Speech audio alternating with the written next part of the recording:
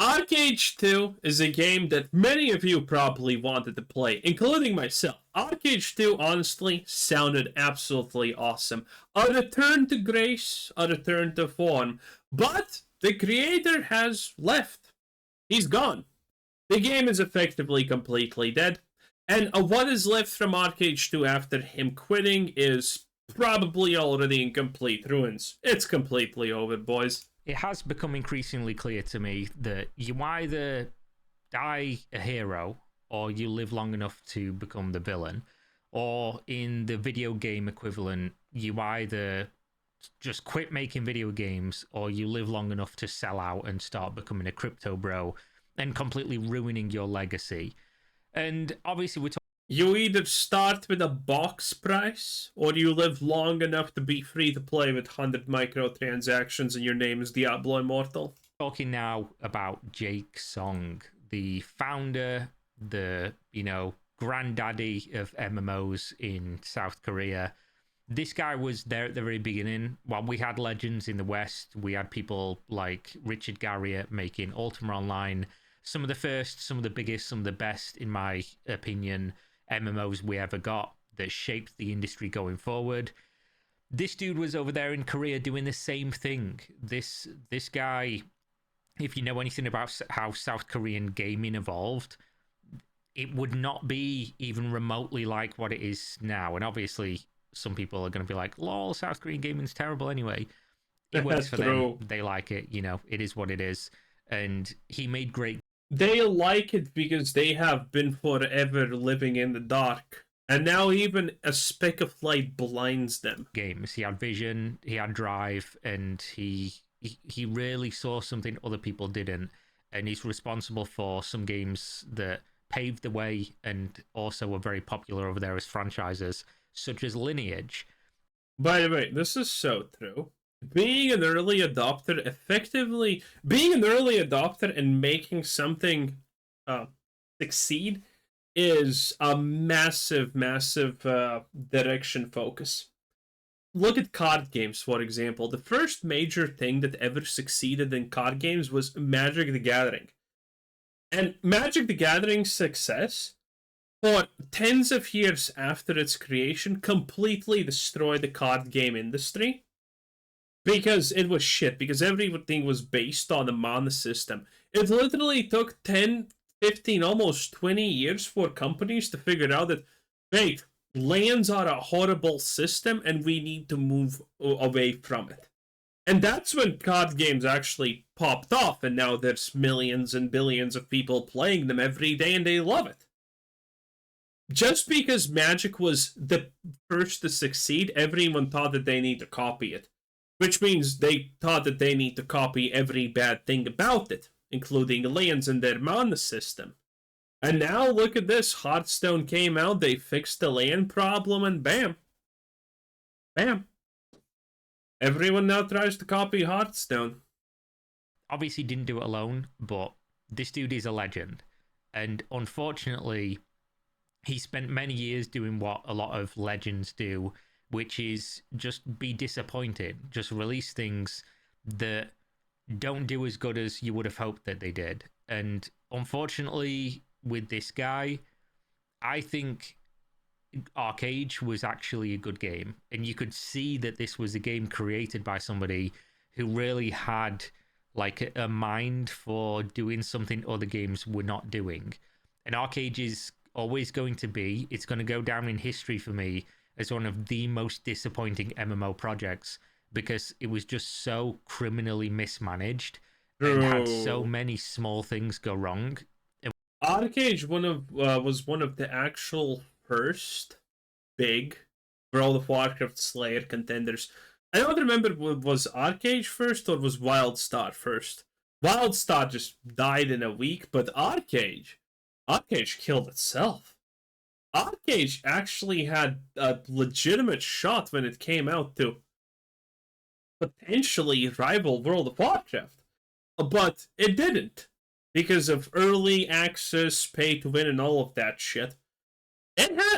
Archeage could have completely changed the course of MMO history for us. and that would just never fix. And for me, it will always be the what if MMO. What if Archeage would have been very slightly different here or there, if they'd paid a little bit more attention, if they just stuck with the initial vision, if it wasn't ruined by monetization, what could we have had now? What could Archeage be in 2025? You know, would this be one of the most popular MMOs? I think yes, because it just had so much going for it. But unfortunately, if you followed Archeage at all, you know that the game went from pillar to post, at least with Western publishers. I mean, the company in general, XL Games, the company that Jake Song founded, this game's been passed around to the point where it's now owned by Kakao Games, and Archeage was published in the West by some of the worst companies ever before XL Games came and took it back over. I mean, we've had whole eras of content surrounding Archeage and just the fumbling of the game from companies such as Tryon Worlds, and then moving into when Gamigo acquired Tryon Worlds, and how much of a fucking joke that was for so long, and how they constantly just lied to people and just did things that further diminished the game. And the problem is, this guy was in charge the whole time, all the time that the bad decisions were being made, that the game was being made into more and more of a theme park, taken away from the original vision that made the game good. And every opportunity that they had to pull this game out of a terminal nosedive, they just fucked it up. And it was this dude doing it, which, you know, you can go either way. When you look at what Archeage could have been, what the foundation was, and then Archeage 2 gets announced, you think, maybe we give him the benefit of the doubt. Again, we hope against hope, because we're MMO fanboys, and we have to pray that something's going to do it. Something's going to come out and be the one again and occupy all our time and make us feel like we were, you know, 13 again playing these games. Or, of course, a lot of the MMO fans are older people. But for me, I was a super young MMO player, so for me, that's the nostalgia. But no game's done it recently, and I was still hoping Archeage 2 was going to be this game. And maybe with this news it is, which brings us to the news. To be fair, like, I honestly never thought that Archeage 2 is gonna actually like do another big splash or be the big change. Because there honestly have been quite a few games that had the chance to rival World of Warcraft and whatnot, but most of the games that were actually good enough had too greedy of a monetization that pushed way too many people away. Now, don't get me wrong, in World of Warcraft, the current literal open meta of playing any version of the game that you are playing is just buy gold from a website. No one gives a shit. Okay, everyone does it. No one gives a shit any longer. But that's something that, you know, it's not really like super socially acceptable in general, but it is pay to win. But these other games are pay to win by default, inbuilt into them from day one, which pisses a lot of people off, and a lot of people just don't want to play them because of that. And they kill their chances to be big because of it.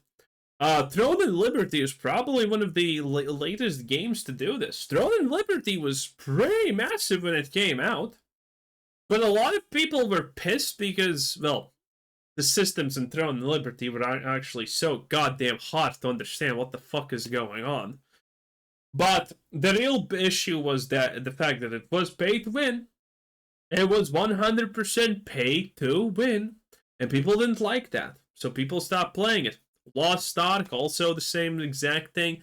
Now, Lost Ark never had a chance to actually be the most popular thing in any case, because Lost Ark is actually Dark Souls, but, you know, well, Elden Ring, but actually hard. Bosses have 30, 40 different moves that they can do, patterns, and one fight literally can take an hour. That's Lost Ark for you, okay? Elden Ring is easy mode. Elden Ring, your boss has 3 mechanics, and every boss has the same 3 mechanics. It's not even close. But still, a lot of people quit Lost Ark because it just felt to them that it's way too pay to win, which it technically is.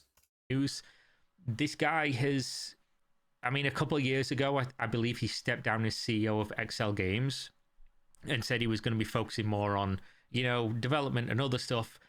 Archeage Crypto, there was an Archeage Crypto version that released that no fucker ever talked about or played because, I mean, why would you? And then he's now left and he's sold out his legacy to go and work for a blockchain company.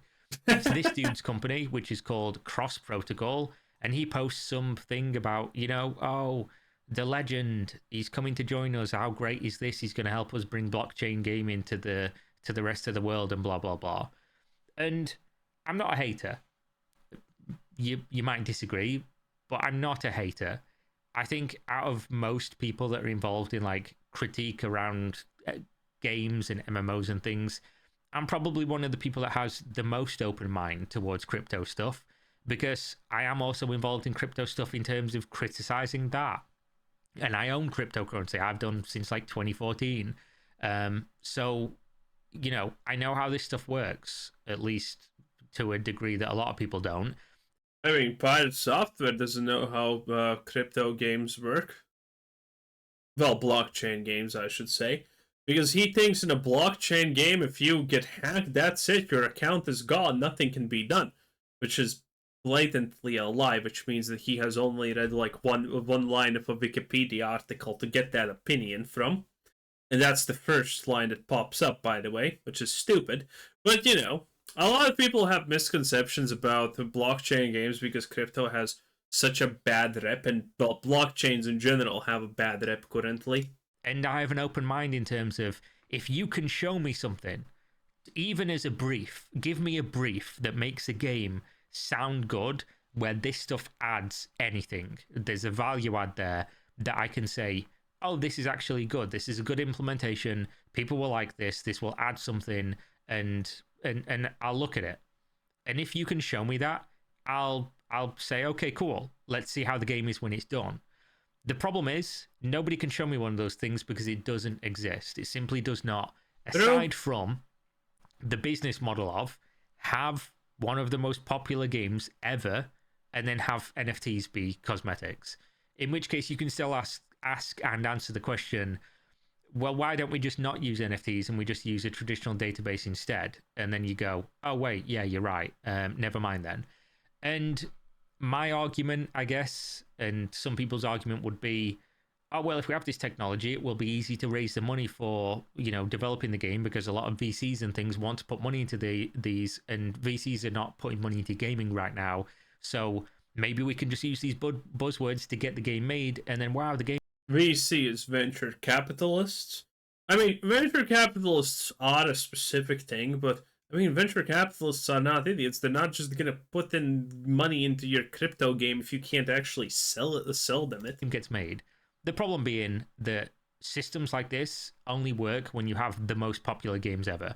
If Valve turned around tomorrow and said, okay, all our skins now that are on the Steam marketplace, they're just on our database that go between your Steam accounts, well, now those are NFTs and we have the Valve blockchain, I'd be like, okay, that works. Okay, probably, but people would not be happy with that, by the way. Unfortunately, now children are going to be using NFTs to gamble and probably be less traceable. So that's just going to be more multi-billion dollars worth of fraud and child gambling. That's the interesting thing. As far as I understand, actually, the blockchain gaming is the most traceable thing, because it will always 100% show you what had happened. There's no way to delete it, right? If you take something from an account and put it on a different account, that thing is recorded and you can't delete it. You can't delete things. You can add things, but you can't delete actions. So it's actually going to be the most traceable thing ever, technically. To deal with, which Valve never do, of course. But, it would work, right? People would have... Valve doesn't want to deal with this because they have a monetary incentive to do it. If Valve lost their monetary incentive to allow these things to happen, child gambling and whatnot, it would be gone in a day. Valve could fix this in a day if they wanted to, but the money is too good. Adopt it, people would use it because it's Valve. People will do fucking whatever when Valve does it because it's Valve, right? Big Daddy Valve, Gabe Newell, everyone loves him, lost loads of weight, congratulations, Gabe. But this is just the case, right? If you don't have... People still that go against him are forced to pay amends by licking the sweat between the rolls. Have the biggest games ever. If you're just making a game, when you tell me your business model is, we'll make a really popular game and we'll use this untested technology that all gamers hate, I'm like, you're done anyway. You're fucking done. You're not bringing the shit to the mainstream unless you somehow manage to make just a generational, once in a lifetime lightning in a bottle video game that makes all gamers forget that they hate crypto and blockchain. And when you introduce AI to the mix, you're basically just, when somebody says like, oh, I'm in AI and blockchain gaming, I just think you're either a scammer or it's just verbal diarrhea. You're just talking utter shite, because AI, blockchain, none of these games exist. Nobody playing these things. They're just vehicles to manipulate stupid people to give you money. Prove me wrong. Link me one of these games. And again, I mean, we literally have Trump coin that is a 100% rug pull. And yes, it's actually by Trump, by the way. It is literally intended to be a rug pull. We have Melania coin. And by the way, Trump legalized all of this shit and said, you know what, we're not actually going to go after crypto scams. Everyone can relax. I wonder why. I wonder why. Because those coins are actually by them. And they are rug pulls. Now, admittedly, they're long con rug pulls, but anyone who bought into that shit is losing money. That is the reality of this, okay? Everyone is losing money. It's insanity. I took flack when I played the shooter game. I can't remember what it's called. And I like that game. It's actually a mad fun game. I don't know if it's dead now at this point, because I don't play those games for long periods of time. But I like that game. Was there a value add by having crypto and NFTs? Not really. You know, it's a gimmick. It's something that, like, it's a little bit exciting if the things had value, but they don't, because if it's something... Wow, he just accidentally described the whole World of Warcraft retail principle just now. Holy. You can just farm in a game. There's going to be loads of them, and you know, they're not worth shit, so who cares? But that being said, back to Jake Song. He was in charge of Archeage when they had the most opportunities to pull this game out of the dumps, to do something with the game, to not continue to do like, oh, it's a theme park game now. Oh, we don't care about the sandbox that we created and all these cool features people liked. Let's compete with World of Warcraft, even though we're worse than that game at what we're trying to do. This guy was in charge during all the worst decisions for the game. Yes, he made it, but he also broke the game, and he completely ruined it and killed it himself. I still had hope that the guy who had the vision to make that game for what it was originally could make Archeage 2 the same thing. And one good step, I guess, is that he was there when Archeage 2 was foundationally being made, and maybe that leads to the game being good design-wise, and then somebody else takes over that doesn't just make every decision wrong every time. And there is literally no world where this happens, sadly. Boys, Archeage is dead. That is literally it. Anyway, that was Kira, 10 out of 10. Bye!